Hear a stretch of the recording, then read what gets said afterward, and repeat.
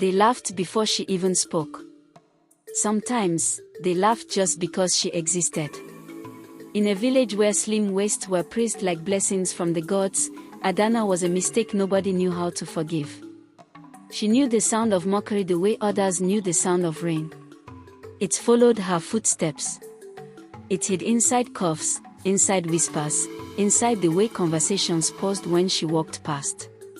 The only fat maiden in a land of slender beauty. From childhood, Adanna learned early that bodies could decide destinies. When other girls ran freely, their wrappers fluttering lightly around narrow hips, Adanna walked carefully, shoulders rounded, eyes lowered, as if apologizing for taking up space. Her body arrived before her, announcing her presence like an unwanted drumbeat. And the village never let her forget it. Why is she like that? Does she eat stones? No man will carry that burden. They said it openly. No shame. No fear. Because Adanna was not the kind of person people defended. She was the elder sister. Behind her came two younger sisters, slim, glowing, effortless. Their laughter rang like music. Their beauty fit perfectly into the village's idea of what a woman should be. When suitors came from far places, their eyes skipped over Adanna as though she were a war, landing instead on the younger ones with greedy admiration. Sometimes, Adanna would overhear women whispering, "It's a pity she came first." As if birth order itself had made a terrible mistake. When the sisters went out, festivals, moonlight walks, evening gatherings, they never told Adanna. Not because they hated her. No. But because they were tired. Tired of the stares. Tired of the jokes. Tired of people asking, "Is this one also coming?" So they left quietly, wrappers tied neatly, hair plaited beautifully, while Adanna remained behind, pretending not to notice the silence they left behind. At home, during public gatherings, Adanna became invisible. When guests arrived, she was sent inside. When visitors came to talk about marriage, she was sent to fetch water, far away. When women gathered to discuss their daughters' prospects, her name never entered the conversation. It was as if the family had collectively agreed, if we ignore the problem long enough, maybe it will disappear. But Adanna did not disappear. She only grew quieter. At night, she lay awake listening to the distant laughter of couples returning from moonlight dances. Her chest would tighten, not with jealousy, but with confusion. She did not understand what crime she had committed by being shaped differently. She was kind. She was gentle. She was generous with laughter when laughter was offered honestly. But none of that mattered. Because in that village, a woman's body spoke louder than her character. By the time Adanna reached the age when girls were usually married off, her younger sisters were already surrounded by suitors. Men brought palm wine, kola nuts, gifts. Negotiations began early. Smiles were exchanged. Futures were planned. Adanna watched it all like someone watching a life she was never meant to live. Sometimes, late in the night, she pressed her hands against her stomach, her thighs, her arms, as if trying to mold herself into something acceptable. "Maybe if I was smaller," she whispered once into the darkness. That was when the hunger began. At first, it was small. She skipped breakfast. Then lunch. She told herself she was cleansing her body. She drank water until her stomach hurt, convincing herself that pain meant progress. People noticed. "Oh, she's finally trying," someone said mockingly. "Let's see if fat can run away like that." Days turned into weeks. Adanna grew weak. Her steps slowed. Her head spun when she stood too fast. But her body did not change the way she hoped. The weight refused to leave, clinging to her as stubbornly as the village's hatred. One evening, she collapsed while fetching firewood. No one panicked. "She's just tired," they said. Adanna lay on the ground staring at the sky, her chest heaving, and for the first time, A dangerous thought crossed her mind: if I disappear completely, maybe they'll finally stop laughing. But she did not disappear. She survived. As she always did. And the village continued as if nothing had happened. Then came the celebration. It was a big one, the kind that pulled people from neighboring villages. Drums thundered. Feet pounded the earth. Couples danced close, laughter spilling into the night air. Love was everywhere. Except beside Adanna. She went anyway. Not because she was invited enthusiastically, but because staying home felt worse. She dressed carefully, choosing a wrapper that did not draw too much attention. She avoided mirrors. She braided her hair simply. When she arrived at the village square, the laughter paused, just for a moment. Eyes swept over her. Some people smirked.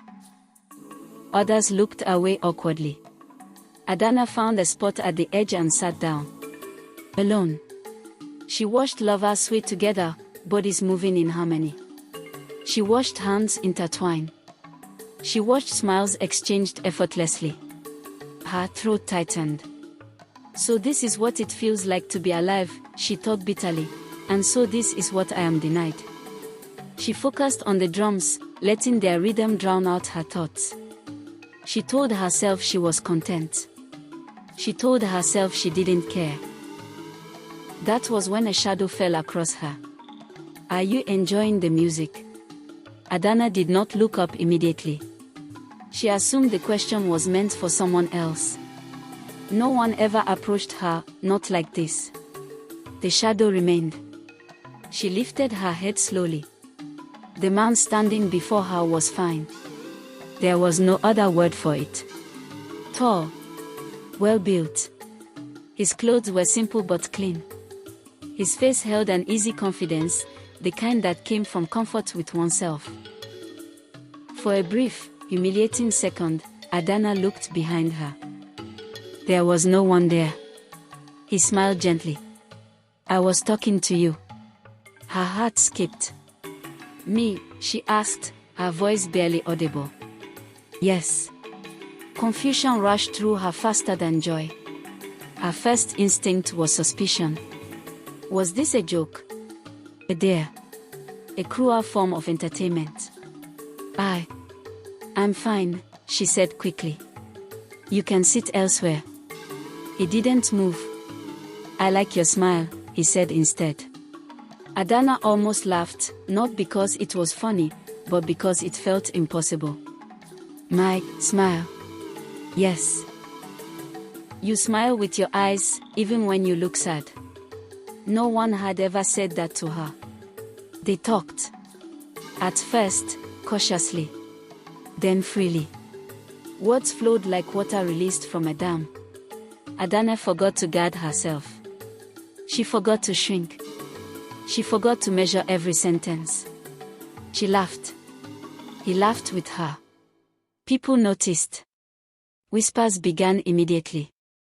Is that man blind? Why her? Does he know what he's doing? Adanna heard some of it. But for the first time in her life, it did not pierce her as deeply. Because someone was listening to her. When the celebration ended, he walked her home. The village watched. That night, Adanna did not sleep. She replayed every word, every smile, every step beside him. Her chest felt warm in a way she had never known. Is this what it feels like to be seen? She was afraid to hope. But hope had already entered her heart quietly, without permission. And it refused to leave. Morning came too quickly, as if the night itself was impatient to see whether what had happened was real. Adanna woke with a start, her heart racing, her body heavy but her mind light in a way she had never experienced. For a moment, she thought it had all been a dream, the music, the laughter, the man's voice calling her beautiful without irony. But then she remembered the warmth of his presence beside her, the way he had matched his steps to hers as they walked home, careful not to rush her, careful not to make her feel like a burden. She sat up slowly, listening. The compound was already awake. Mortars struck yams rhythmically, hands clapped, voices floated in and out. Life continued, indifferent to the quiet miracle that had entered her heart. She touched her chest unconsciously, as if checking whether the feeling was still there. It was stronger, even. She smiled, then stopped herself. Smiling felt dangerous. Smiling meant hoping. And hope had always betrayed her. She went about her chores with unusual energy. Her mother noticed but said nothing. In that house, questions were only asked when they benefited someone else. Outside, however, the village was already awake with a different kind of noise. Whispers. Laughter that stopped abruptly. Eyes that followed Adanna longer than usual. News traveled fast in a place with little else to entertain itself. By the time the sun climbed higher, the story had already been twisted and retold in several versions. Some said the man was drunk. Some said he had been dead. Some said he must be mad. Others said darker things, that he was using her, that he had no good intentions, that no sane man would choose her freely. Adanna heard fragments as she passed. Each word landed like a stone, familiar but still painful. She kept her head down. She told herself it didn't matter. Not today. Because later that morning, he came. He arrived openly, in daylight, walking into the compound as if he had every right to be there. Adanna froze.